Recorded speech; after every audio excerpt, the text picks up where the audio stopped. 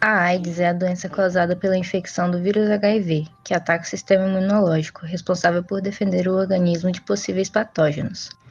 A transmissão ocorre das seguintes formas: sexo vaginal, anal ou oral sem preservativo, compartilhamento de materiais pérfuro-cortantes, transfusão de sangue contaminado e transmissão cruzada da mãe para o feto durante a gravidez ou amamentação.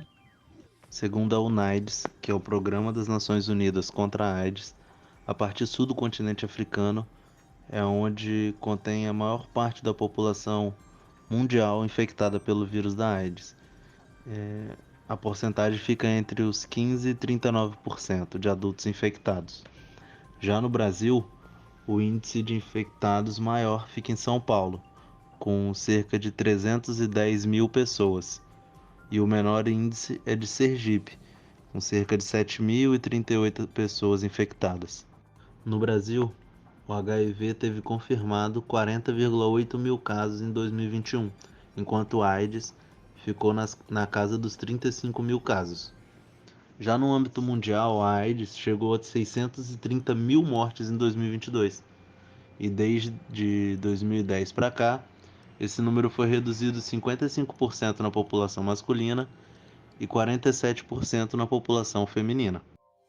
Como descrição dos sintomas e estágios da doença, temos o nível leve, que vai ter alguns sintomas, como aumento de parótida, dermatite persistente, esplenomegalia e hepatomegalia.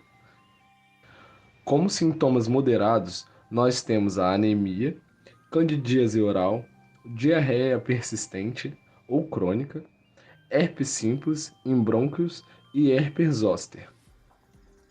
E na sua fase grave, nós temos alguns sintomas, como a candidíase de estômago, a citomegalovirose e a criptocose pulmonar.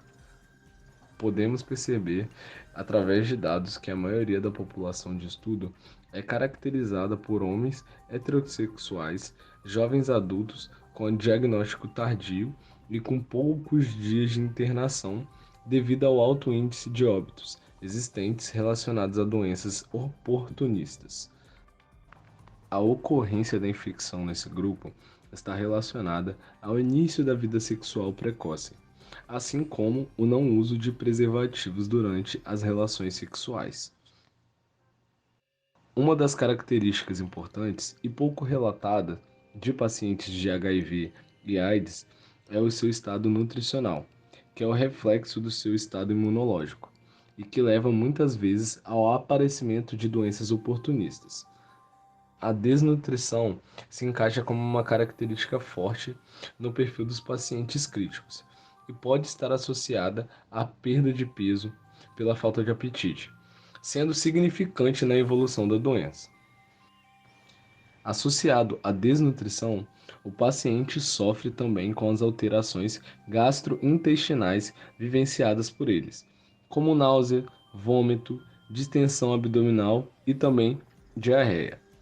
Segundo o Programa Conjunto das Nações Unidas sobre HIV e AIDS, em 2016, 1,2 milhões de pessoas vivendo com HIV desenvolveram tuberculose, que ainda é a principal causa de morte desta população e é responsável por 1 a cada 3 óbitos por causa das doenças relacionadas à AIDS.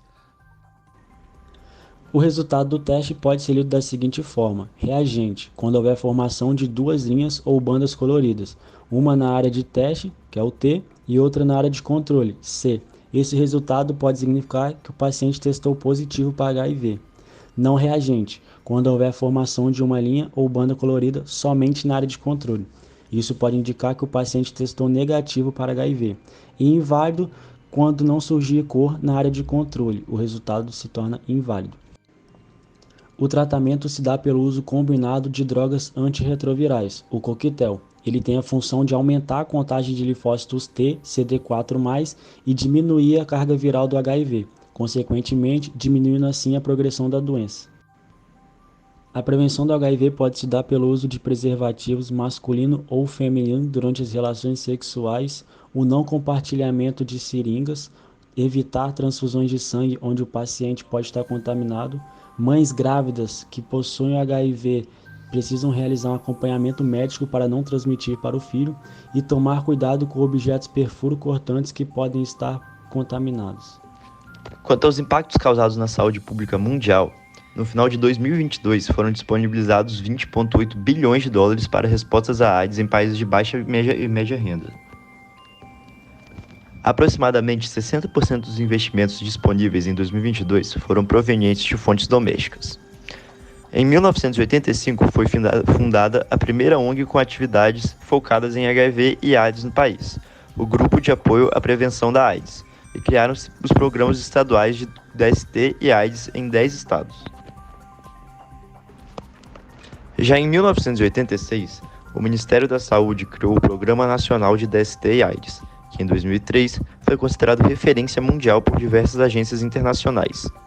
O Ministério da Saúde passou a veicular campanhas sobre as várias formas de prevenção da doença, recomendando o uso de preservativos, seringas e outros instrumentos esterilizados e individuais. Em 1988, a Organização Mundial da Saúde instituiu o dia 1º de dezembro como Dia Internacional da Luta contra a AIDS.